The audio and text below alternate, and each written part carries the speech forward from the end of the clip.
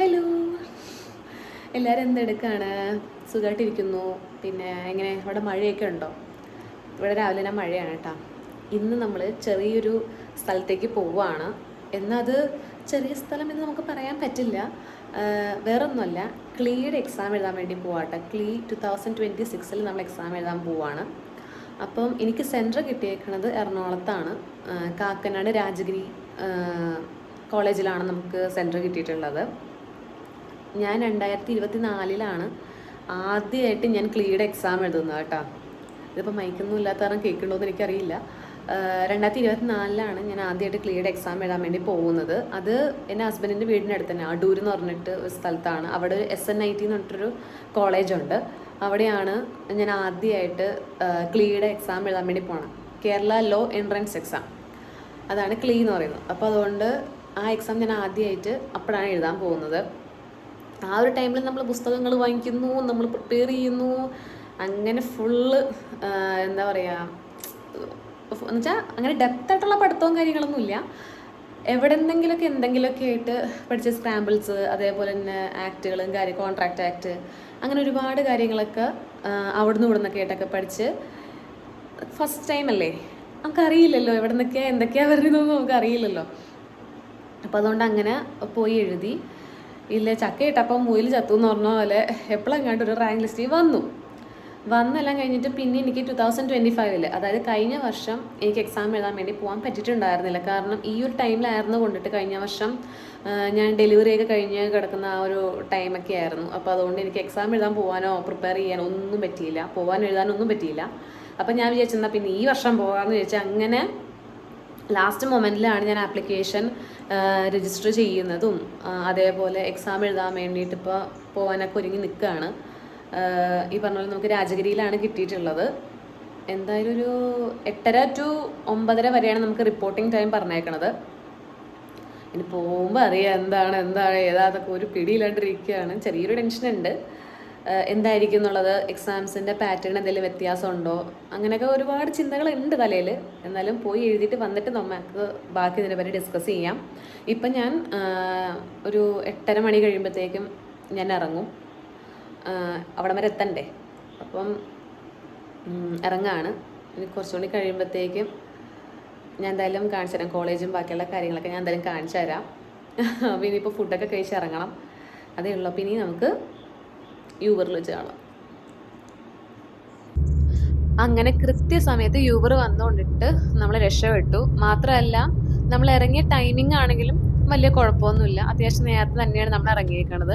ഇതെനിക്ക് എല്ലാവരോടും കൂടി പറയാനായിട്ടുള്ളൊരു മെസ്സേജാണ്. കാരണം നമ്മൾ ഏതൊരു പരീക്ഷയ്ക്ക് പോകുമ്പോഴും ഒരു കാരണവശാലും വൈകി ഇറങ്ങാനായിട്ടോ അല്ലെങ്കിൽ എന്താ പറയുക ബ്ലോക്കിൽ എങ്ങനെ പെട്ടുപോയിട്ടുണ്ടെങ്കിൽ അന്നത്തെ കാര്യം പോക്കായിരിക്കും. അപ്പോൾ അതുകൊണ്ട് മാക്സിമം നിങ്ങൾ നേരത്തെ ഇറങ്ങാൻ നോക്കുക. അതിപ്പം LLBയുടെ പരീക്ഷയ്ക്കാണെങ്കിലും അല്ലെങ്കിൽ ഏതൊരു പരീക്ഷയ്ക്കാണെങ്കിലും മാക്സിമം നിങ്ങൾ നേരത്തെ ഇറങ്ങാൻ നോക്കട്ടെ. കാരണം വഴിയിൽ നമുക്ക് എപ്പോഴാണ് ഒരു ബ്ലോക്ക് വന്ന് പെടുന്നത് ഒന്നും നമുക്ക് അറിയാൻ പറ്റില്ല.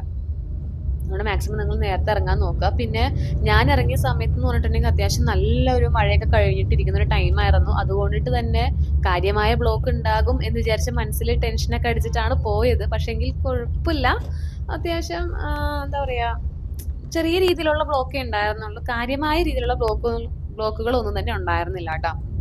യാത്ര ശരിക്കും പറഞ്ഞാൽ നല്ലോണം എൻജോയ് ചെയ്ത് പോകണം എന്നാണല്ലോ. അപ്പം അതുകൊണ്ട് നല്ല എൻജോയ് ചെയ്ത് തന്നെയാണ് പോയത്. പരീക്ഷയ്ക്കാണ് പോണെങ്കിലും എൻജോയ് ചെയ്ത് തന്നെ പോണത്. മാത്രമല്ല കുറേ നാൾക്ക് ശേഷമാണ് ഞാൻ ഒറ്റയ്ക്ക് ട്രാവൽ ചെയ്യുന്നത്.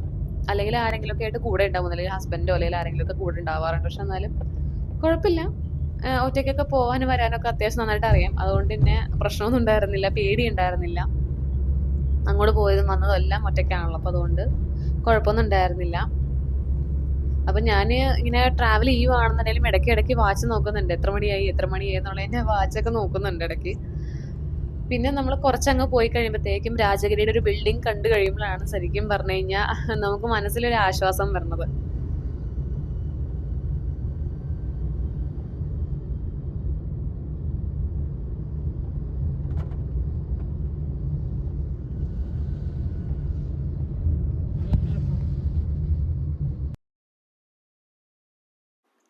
അങ്ങനെ ഇതാ നമ്മൾ ഏറെക്കുറെ നമ്മുടെ കോളേജ് എത്തിയിട്ടുണ്ട്. ഇതാണ് നമ്മുടെ കോളേജ്.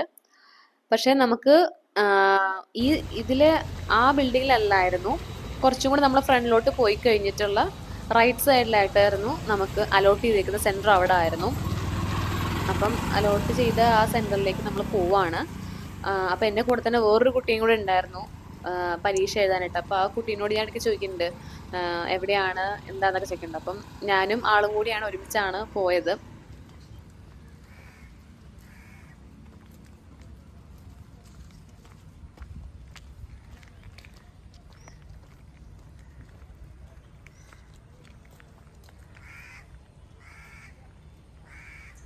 കോളേജിനെ പറ്റി പറയുകയാണെന്നുണ്ടെങ്കിൽ പിന്നെ ഒന്നുമില്ല പറയാൻ. കാരണം അതുപോലത്തെ കോളേജ് എന്ന് വെച്ച് കഴിഞ്ഞാൽ അടിപൊളി ഒരു കോളേജാണ്. നല്ലൊരു കാം ആൻഡ് ക്വയറ്റ് ആയിട്ടുള്ള ഒരു ഏരിയ. മാത്രമല്ല നമുക്കൊരു പോസിറ്റിവിറ്റി തോന്നും.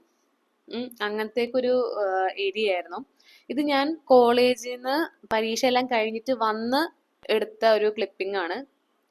എനിക്ക് അത് കോളേജിന്റെ ഭംഗിയൊക്കെ ഒന്ന് ആസ്വദിക്കണമെന്നൊരു ആഗ്രഹം ഉണ്ടായിരുന്നു. അപ്പൊ അതുകൊണ്ടിട്ട് ഞാൻ ഇറങ്ങി വീഡിയോസും ഒക്കെ എടുത്തിട്ടുണ്ട്. അപ്പൊ അതിലെ ഒരു ക്ലിപ്പിംഗ് ആണിത്.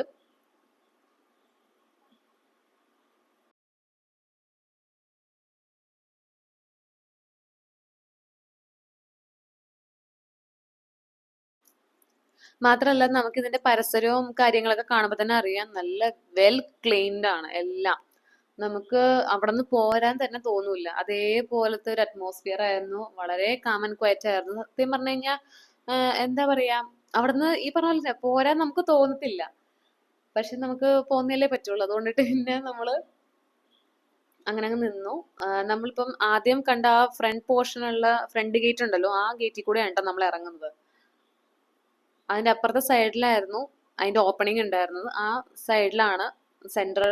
അപ്പം നമ്മൾ അതിൽ കൂടെയാണ് കയറിപ്പോയത്. ഒരു ചെറിയൊരു ബ്രിഡ്ജും കാര്യങ്ങളൊക്കെ ഉണ്ട്. അത് ഞാൻ എടുത്തിട്ടുണ്ടായിരുന്നില്ല, കാരണം അങ്ങോട്ടേക്ക് ചിലപ്പം ആൾക്കാർ ഒത്തിരി പേരുണ്ടായിരുന്നു. ചിലപ്പം ഈ വീഡിയോ എടുക്കുന്നത് അങ്ങനെ കണ്ടു കഴിഞ്ഞാൽ ചിലപ്പോൾ പ്രശ്നമായാലോ എന്ന് വിചാരിച്ചിട്ട് ഞാൻ എടുത്തില്ല.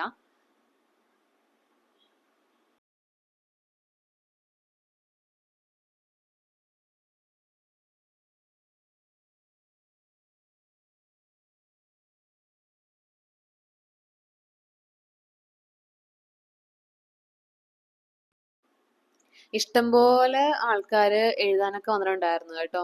കാരണം ഞാൻ ആദ്യമായിട്ട് എക്സാം എഴുതാൻ പോയിരുന്ന സമയത്ത് എനിക്ക് തോന്നുന്നു ആളുകൾ കുറച്ച് കുറവായിരുന്നു എന്ന് തോന്നുന്നു. പക്ഷെ ഞാൻ ഈ എക്സാമിൽ അതേപോലെ തന്നെ ഈ സെന്ററിൽ ഞാൻ എക്സാം എഴുതാൻ വേണ്ടി പോയപ്പം അത്യാവശ്യം ആൾക്കാരും എല്ലാവരും ഉണ്ടായിരുന്നു. പിന്നെ എല്ലാ ആൾക്കാരും ഈ ഒന്നില്ലെങ്കിൽ പാരന്റ്സിന്റെ കൂടെയോ അല്ലെങ്കിൽ ചിലപ്പോൾ യൂബർ ഓട്ടോയോ അല്ലെങ്കിൽ യൂബർ ഗോയിനെയൊക്കെ ആശ്രയിച്ച് തന്നെയാണ് കുറേ കുട്ടികൾ വന്ന് എക്സാം എഴുതി പോകുന്നത് കേട്ടോ.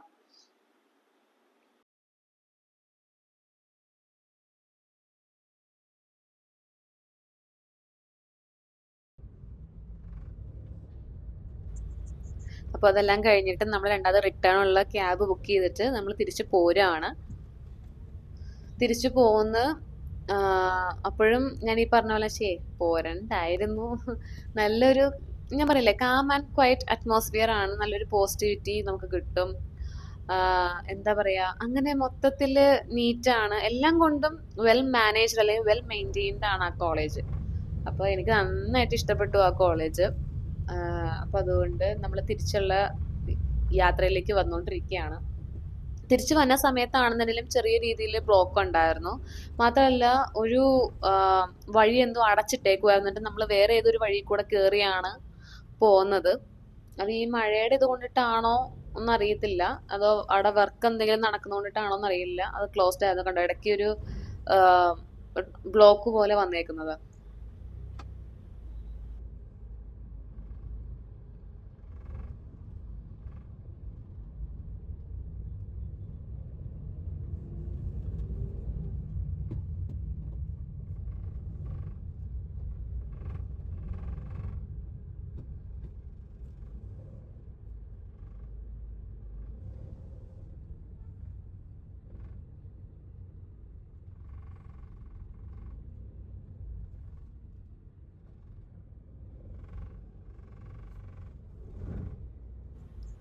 ഞാൻ ഒറ്റയ്ക്ക് ട്രാവൽ ചെയ്യുമ്പോഴാണെങ്കിലും അല്ലാതെ കൂടെ ആരെങ്കിലും ഉണ്ടായിട്ട് ട്രാവൽ ചെയ്യുമ്പോഴാണെങ്കിലും എൻ്റെ ഒരു പ്രത്യേകത എന്ന് വെച്ച് കഴിഞ്ഞാൽ, അല്ലെങ്കിൽ ഞാൻ ചെയ്യുന്ന ഒരു കാര്യം എന്താണെന്ന് വെച്ചാൽ, നമ്മുടെ മൈൻഡ് റിലാക്സ് ആവാൻ വേണ്ടിയിട്ട് നമ്മൾ ആ യാത്രയെ എൻജോയ് ചെയ്ത്, അതിപ്പം ഏത് പർപ്പസിന് വേണ്ടി പോകുന്ന യാത്രയാണെന്നുണ്ടെങ്കിലും മൈൻഡൊക്കെ ഒന്ന് കൂളാക്കി ആ യാത്രയെ ശ്രദ്ധിച്ച് എന്താ പറയാ, വളരെ കാം ആൻഡ് ക്വയറ്റ് ആയിട്ട് തന്നെ ആസ്വദിച്ച് പോകുന്ന ഒരു വ്യക്തിയാണ്. യാത്ര ഭയങ്കര ഇഷ്ടമുള്ള വ്യക്തിയുമാണ്.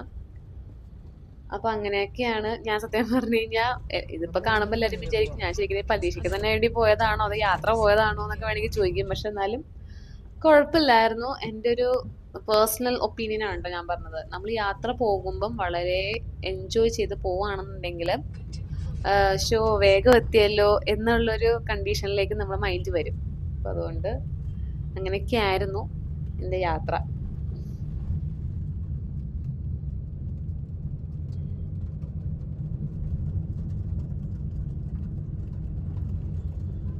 അങ്ങനെ നമ്മുടെ ലോ എക്സാമിൻ്റെ ലോയിൻ്റെ എൻട്രൻസ് എക്സാം കഴിഞ്ഞിട്ട് നമ്മൾ വീട്ടിൽ വന്നിട്ടുണ്ട്. നമ്മൾ യൂബറിന് തന്നെയാണ് നമ്മൾ തിരിച്ചും വന്നത്. സത്യം പറഞ്ഞു കഴിഞ്ഞാൽ വീട്ടിലിങ്ങനെ ഒറ്റയ്ക്ക് യൂബറിനൊക്കെ പോയി വിടാന്നൊക്കെ പറഞ്ഞു കഴിഞ്ഞാൽ വീട്ടിലുള്ളവർക്ക് ഭയങ്കര ടെൻഷനും ഭയങ്കര വ്യാധിയും ഭയങ്കര പ്രശ്നമൊക്കെയാണ്. പക്ഷെ എനിക്കത് വലിയ കാര്യമായിട്ട് എനിക്ക് തോന്നിയിട്ടില്ല. കാരണം നമ്മൾ ഒറ്റയ്ക്കൊക്കെ പോയി ശീലിക്കണം എന്നുള്ളതാണ് എൻ്റെ ഒരു സ്റ്റാൻഡ്. കാരണം ഇപ്പോഴും എല്ലാവരും ഒന്നും നമ്മുടെ കൂടെ കാണത്തൊന്നുമില്ല. അപ്പോൾ അതുകൊണ്ട് എന്നെ സംബന്ധിച്ച് ഞാൻ ഒരു 7ാം ക്ലാസ് തൊട്ട് ഞാൻ ഇങ്ങനെ ഒറ്റയ്ക്കൊക്കെ പോയി ശീലിച്ചതാണ്. അതുകൊണ്ട് എനിക്കിപ്പോൾ ഏത് ഗുദാമി പോയാലും എങ്ങനെയെങ്കിലൊക്കെ ഒന്ന് റെഡി ആവാനായിട്ട് എനിക്കറിയാം. അതുകൊണ്ട് വീട്ടിൽ ഭയങ്കര പ്രശ്നമായിരുന്നു. ഒറ്റയ്ക്ക് ഇങ്ങനെ പോകുന്നു എന്നൊക്കെ ഭയങ്കര ടെൻഷനുള്ള ആൾക്കാരൊക്കെയാണ് വീട്ടിലുള്ളത്. അപ്പം അത് പോട്ടെ. അപ്പോൾ ക്ലിയുടെ എക്സാം എങ്ങനെ ഉണ്ടായിരുന്നു എന്ന് വെച്ച് കഴിഞ്ഞാൽ, എനിക്ക് പേഴ്സണലി കുറച്ച് സിമ്പിളാണെന്നത് എനിക്ക് തോന്നി. എല്ലാവർക്കും അങ്ങനെ ആകണമെന്നില്ല, ഞാൻ എൻ്റെ കാര്യം കേട്ടോ പറഞ്ഞ. പിന്നെ അത് മാത്രമല്ല, ഒരുപാട് എനിക്ക് തോന്നുന്നു ഞാൻ ഒരു വർഷത്തെ ഗ്യാപ്പിന് ശേഷമാണ് ഞാൻ ഈ വർഷം എഴുതുന്നത്. അപ്പം അങ്ങനെ വന്നപ്പം കുറച്ചും കൂടി കോമ്പറ്റീഷൻ അല്ല, കുറച്ചും കൂടി ആപ്ലിക്കൻസ് കൂടുതലായിട്ട് എനിക്ക് തോന്നിയിട്ടുണ്ട്. അത് ഞാൻ പറഞ്ഞല്ലോ, രാജഗിരി കോളേജിലാണ് ഞാൻ എക്സാം എഴുതാൻ വേണ്ടി പോയത്. അത്യാവശ്യം നല്ല തിരക്കും കാര്യങ്ങളൊക്കെ ഉണ്ടായിരുന്നു. പിന്നെ അവിടെ ആണെന്നുണ്ടെങ്കിലും കുറച്ചും സ്ട്രിക്റ്റും കാര്യങ്ങളൊക്കെ ഉണ്ട്. കാരണം വെച്ച് കഴിഞ്ഞാൽ അവിടെ ഈ മൊബൈൽ ഫോൺസ് ഒക്കെ ആണെന്നുണ്ടെങ്കിലും യൂസ് ചെയ്യാൻ പാടില്ല. നമ്മൾ അകത്ത് പോലും എൻ്റർ ചെയ്തില്ല. നമ്മളെ ക്ലോക്ക് റൂമിൽ കൊണ്ടുപോയി ബാഗൊക്കെ വെച്ച് ഈ കാൽക്കുലേറ്ററുകളോ അല്ലെങ്കിൽ സ്മാർട്ട് വാച്ചോ അല്ലെങ്കിൽ ഒരു ജസ്റ്റ് നമ്മളുടെ കയ്യിലിരിക്കുന്ന ഒരു റഫ് പേപ്പർ പോലും അങ്ങോട്ടേക്ക് കയറ്റത്തില്ല. സാധാരണ നോർമൽ വാച്ച് പോലും കയറ്റത്തില്ല കേട്ടോ. അപ്പോൾ അവർ തന്നെ നമുക്കൊരു റഫ് ഷീറ്റ് തരും. നമുക്ക് എന്തെങ്കിലുമൊക്കെ ഒന്ന് എഴുതാനോ അല്ലെങ്കിൽ റഫ് വർക്ക് എന്തെങ്കിലുമൊക്കെ ചെയ്യാനുണ്ടെന്നുണ്ടെങ്കിൽ അവർ തന്നെ നമുക്ക് പേപ്പറൊക്കെ തരും. നമ്മളിവിടുന്ന് പേനയും ഡെന്റിറ്റി കാർഡും പിന്നെ അഡ്മിറ്റ് കാർഡും കൊണ്ട് മാത്രം പോയാൽ മതി ഹോളിലേക്ക്. അത്ര അവർ കയറ്റത്തുള്ളൂ. അത്ര സ്ട്രിക്റ്റാണ്. അപ്പോൾ അതുകൊണ്ട് അങ്ങനെ പോയി എഴുതി എല്ലാം കഴിഞ്ഞ് തിരിച്ച് വീട്ടിൽ വന്നു. വീട്ടിൽ വന്ന് ആകെ ക്ഷീണിച്ച് വിവശയായിട്ടാണ് ഞാൻ ഇരിക്കണത്. ഇനിയിപ്പോൾ ഒന്ന് സെറ്റാവണം. പിന്നെ വേറൊരു കാര്യം പറയാനുള്ളത് എന്താ വെച്ച് കഴിഞ്ഞാൽ, നമ്മൾ എക്സാമിനേഷന് കയറുന്നതിന് മുന്നേ തന്നെ നമുക്ക് ഒരു ഫയലിൽ കുറച്ച് ബ്രോഷേഴ്സും കാര്യങ്ങളൊക്കെ ആയിട്ട് തരും. അവിടെ എല്ലാവർക്കും കൊടുക്കുന്നുണ്ട്. ഇൻട്രസ്റ്റ് ഉള്ളവർക്ക് വാങ്ങിക്കാം, വേണ്ടെങ്കിൽ വേണ്ട. ഞാൻ പക്ഷെ അത് വാങ്ങിച്ചിട്ടുണ്ട്. അപ്പോൾ അതിനകത്ത് എന്തൊക്കെയാണെന്നുള്ളത് ഞാൻ നിങ്ങൾക്ക് കൂടി കാണിച്ചു തരാം കേട്ടോ. എന്തൊക്കെയാണ് അതുള്ളത് ഞാൻ ജസ്റ്റ് നോക്കിയൊന്നുമില്ല. പിന്നെ ഇറങ്ങുന്ന സമയത്താണെങ്കിലും ഒരു ബ്രോഷറിങ് തന്നായിരുന്നു. അതും എൻ്റെ കയ്യിലുണ്ട്. അത് ഞാൻ നിങ്ങൾക്ക് കാണിച്ചു തരാം എന്തൊക്കെയാണെന്നുള്ളത്.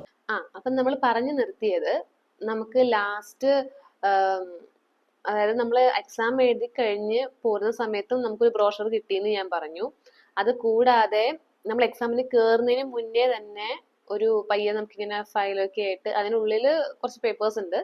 അപ്പോൾ ഫയലൊക്കെ ആയിട്ട് ഇങ്ങനെ നിന്നിട്ട്, അത് നമുക്ക് ഇൻട്രസ്റ്റ് ആണെന്നുണ്ടെങ്കിൽ നമുക്ക് വാങ്ങിക്കാം. അത് ഇൻട്രസ്റ്റഡ് ഇല്ല എന്നുണ്ടെങ്കിൽ നമ്മൾ വാങ്ങിക്കണ്ട കേട്ടോ. അപ്പൊ എനിക്കത് എന്താണെന്ന് അറിയാനുള്ള ഒരു ആകാംക്ഷ ഉണ്ടായിരുന്നത് കൊണ്ടിട്ട് ഞാനത് വാങ്ങിച്ചിട്ടുണ്ടായിരുന്നു. ഞാനത് കാണിക്കാം എന്തൊക്കെയാണ് അതിനകത്ത് ഉള്ളതെന്ന് കേട്ടോ. ആണ് ആ ഫയൽ. ഇത് എനിക്ക് തോന്നുന്നു ലോ കോളേജിന്റെ ബ്രോഷേഴ്സും കാര്യങ്ങളൊക്കെയാണ്. ഇത് ഞാൻ ആദ്യം കാണിച്ചു തരാം. ഇതേപോലത്തെ ഒരു ഫയലാണ്. ആക്ച്വലി ഞാൻ ഫയൽ മേടിക്കാമെന്ന് വിചാരിച്ചിരുന്നതാണ്. ഇതിപ്പോ കിട്ടിയ സ്ഥിതിക്ക് ഇനിയിപ്പോ വേറെ വാങ്ങിക്കണ്ടല്ലോ. ആദ്യം എനിക്ക് ഇറങ്ങിയപ്പം കിട്ടിയതാണ് കേട്ടോ ഈ ഒരു ബ്രോഷർ. ഇതെനിക്ക് kick start your dream career in law with Kerala's best law entrance coaches എന്നൊക്കെ പറഞ്ഞിട്ട് ഒരു ടീമിന്റെ ആണ് എനിക്ക് തന്നിട്ടുള്ളത്. ക്ലാറ്റ് ക്ലാറ്റ് ബാച്ചിന്റെയും LLB ബാച്ചിന്റെയും ഒക്കെ എന്തൊക്കെ കോഴ്സുകളാണ് പ്രൊവൈഡ് ചെയ്യണമെന്നും ഇത് മറ്റേ ഇത് തന്നെയാണ് ലോ എമിനൻസ് എന്നൊക്കെ പറഞ്ഞിട്ടൊരു ടീമിന്റെ കേട്ടാ അവരുടെ ബ്രോഷറാണത്. ജോബ് സെക്യൂറ നമ്മൾ ഈ യൂട്യൂബിലൊക്കെ കണ്ടിട്ടില്ലേ, അവരുടെയാണ് ഈ ഒരു ബ്രോഷർ. ഓക്കെ, ഇനി നമുക്ക് അടുത്തതായിട്ട് കിട്ടിയത് ആവശ്യം അറിഞ്ഞിരിക്കേണ്ട നിയമങ്ങൾ എന്നൊക്കെ പറഞ്ഞിട്ട് ഒരു ബുക്കാണ് നമുക്ക് കിട്ടിയിട്ടുള്ളത്. Zion educational and charitable trust പ്രസിദ്ധീകരിക്കുന്നത് എന്നൊക്കെ പറഞ്ഞ ഈ ഒരു ബുക്കാണ് നമുക്ക് കിട്ടിയിട്ടുള്ളത്. ഇതിനകത്ത് ഒരുപാട് കാര്യങ്ങള് ശരിക്കും പറഞ്ഞാൽ ഒരുപാടുണ്ട്, നിയമങ്ങളും കാര്യങ്ങളൊക്കെയാണ്. ഇത് തന്നേക്കുന്നത് നമുക്ക് ഡിവൈൻ ലോ കോളേജ്, പത്തനംതിട്ട ജില്ലയിലുള്ള ഡിവൈൻ ലോ കോളേജിന്റെയാണ് നമുക്ക് കിട്ടിയേക്കുന്നത്. അതിനകത്ത് എന്തൊക്കെയാണെന്നൊക്കെ ഉള്ളത് കൊടുത്തിട്ടുണ്ട്, ഡീറ്റെയിൽ ആയിട്ട് തന്നെ കൊടുത്തിട്ടുണ്ട്. ഒരു പുസ്തകമാണ്, ഡീറ്റെയിൽ ആയിട്ട് തന്നെ കൊടുത്തിട്ടുണ്ട്. കോടതികൾ, മനുഷ്യാവകാശങ്ങൾ, വിവാഹ നിയമങ്ങൾ, ക്രിമിനൽ കേസുകൾ, മറ്റു നിയമങ്ങൾ എന്നൊക്കെ പറഞ്ഞ് ഒരുപാട് നല്ല ഡീറ്റെയിൽ ആയിട്ട് തന്നെ കൊടുത്തിട്ടുണ്ട്. അപ്പം നമ്മൾ വെറുതെ ഇരിക്കുന്ന സമയത്തൊക്കെ റെഫർ ചെയ്യുകയാണെന്നുണ്ടെങ്കിൽ നല്ലതായിരിക്കും. അപ്പം അതാണ് ഈ ഒരു ബുക്ക്. പിന്നെ നമുക്കൊരു ബുക്ക്ലെറ്റ് പോലത്തെ ഒരു സംഭവം ഉണ്ടായിരുന്നു. ഇത് ആ കോളേജിന്റെ തന്നെയാണെന്ന് തോന്നുന്നു. Lex Divina, a quarterly student newsletter ആണിത്. ഇതിനകത്ത് പല പല സംഭവങ്ങൾ, അതായത് അവരുടെ വിഷൻ മിഷൻ എന്തൊക്കെയാണ്, അവര് ഇതുവരെ ചെയ്തു വന്നേക്കുന്ന കാര്യങ്ങൾ എന്തൊക്കെയാണ്, എത്ര കുട്ടികൾ അവിടെ നിന്ന് പഠിച്ച് പാസ്സായി, അതേപോലെ എന്തൊക്കെ കോഴ്സസുകളും കാര്യങ്ങളൊക്കെയാണ്, അങ്ങനെയുള്ള കാര്യങ്ങളൊക്കെയാണ് ഇതിനകത്ത് കൊടുത്തിട്ടുള്ളത് കേട്ടോ. ഇത് ഫുള്ള് അത്യാവശ്യം എത്ര പേജ് ഉണ്ട്, അല്ല ഒരു 15 പേജിന്റെ. പിന്നെ ടോപ്പേഴ്സിന്റെ ലിസ്റ്റും കാര്യങ്ങളും, അപ്പൊ അങ്ങനെയുള്ള കാര്യങ്ങളൊക്കെയാണ് കൊടുത്തിട്ടുള്ളത് കേട്ടോ. ഇത്ര മാത്രമേ ഉള്ളൂ നമുക്ക് തന്നത്. ഈ ഒരു ന്യൂസ് ലെറ്ററും ഈ ഒരു ബുക്കും ഈ ഒരു ഫയലും കൂടിയാണ് നമുക്ക് എക്സാമിന് കയറുന്നതിന് മുന്നേ തന്നത്. അത് ഞാൻ ഈ പറഞ്ഞ പോലെ ഇൻട്രസ്റ്റ് ഉള്ള ആൾക്കാർക്ക് വാങ്ങിക്കാം, വേണ്ടാത്തവർക്ക് വേണ്ട. അത് കമ്പൽസറി അല്ല. ഇത് നമ്മൾ എക്സാം കഴിഞ്ഞിട്ട് തിരികെ പോയപ്പം അവിടെ ഒരു പയ്യൻ നിന്നിരുന്നാണ്, ഇതും കൊണ്ട് ഇരുന്നിരുന്നാണ്. അപ്പൊ ഞാൻ വാങ്ങിച്ചതാണ്. അതും ഇൻട്രസ്റ്റ് ഉണ്ടെങ്കിൽ വാങ്ങിക്കാം, വേണ്ടെങ്കിൽ വേണ്ട. അപ്പം അങ്ങനെയൊക്കെയാണ് കാര്യങ്ങൾ. അപ്പൊ അതുകൊണ്ട് ഇനി അടുത്ത ക്ലീ പരീക്ഷ ഇതേപോലെ തന്നെ ആയിരിക്കും. ഇതേപോലെ തന്നെ എന്ന് വെച്ച് കഴിഞ്ഞാൽ ഈ ഒരു ടൈമിൽ തന്നെയായിരിക്കും അടുത്തൊരു ക്ലീ പരീക്ഷയും വരുന്നത്. അപ്പൊ എന്തായാലും ഇതിനേക്കാളും കുറച്ചും കൂടി മെച്ചപ്പെട്ട രീതിയിൽ തന്നെ അത് ക്രാക്ക് ചെയ്യണം എന്ന് എനിക്ക് ആഗ്രഹമുണ്ട്. ഇതിപ്പോ ഈ പ്രാവശ്യം തന്നെ കുറെ ടച്ചൊക്കെ വിട്ടിട്ടാണ് ഞാൻ പോയി എക്സാം എഴുതിയതും ഒക്കെ. കുറച്ച് കൺഫ്യൂസിങ് ആയിട്ടുള്ള കാര്യങ്ങളും അതിനകത്ത് എക്സാം ക്വസ്റ്റ്യൻസിലൊക്കെ ഉണ്ടാകും. പക്ഷെ എന്നാൽ കൂടി നമ്മള് അതിനനുസരിച്ച് പ്രിപ്പയർ ചെയ്ത് പോവുകയാണെങ്കിൽ അത്യാവശ്യം നല്ല രീതിക്ക് തന്നെ ക്രാക്ക് ചെയ്യാൻ പറ്റും. അപ്പൊ ഇത്രയാണ് നമ്മുടെ ഈ വീഡിയോയിൽ ഉള്ളത്. അപ്പം വീഡിയോ കുറച്ച് ലെങ്ത് ഉള്ള വീഡിയോ ആണ് എന്ന് വിചാരിച്ച് ആരും സ്കിപ്പ് ചെയ്ത് പോകരുത്, മുഴുവനും കാണുക. എന്തായാലും ഈ വീഡിയോ സത്യം പറഞ്ഞാൽ 28-ാം തീയതി ആണ് നമ്മൾ എടുക്കുന്നത്. മാത്രമല്ല 28-ാം തീയതി നമുക്ക് കുഞ്ഞുങ്ങൾക്ക് പൾസ് പോളിയോ എടുക്കുന്ന ദിവസം കൂടി ആയിരുന്നു. പിന്നെ വന്നു കഴിഞ്ഞിട്ട് പിന്നെ കുഞ്ഞിനെ കൊണ്ട് പിന്നെ പോളിയോ ഒക്കെ എടുക്കാൻ വേണ്ടി പോയി. അങ്ങനെ ആകെ മൊത്തം ടയേർഡായിരുന്നു ആ ദിവസം. അപ്പൊ അതുകൊണ്ടാണ് ഇത് കുറച്ച് ലേറ്റ് ആയത് പറയാനായിട്ട്.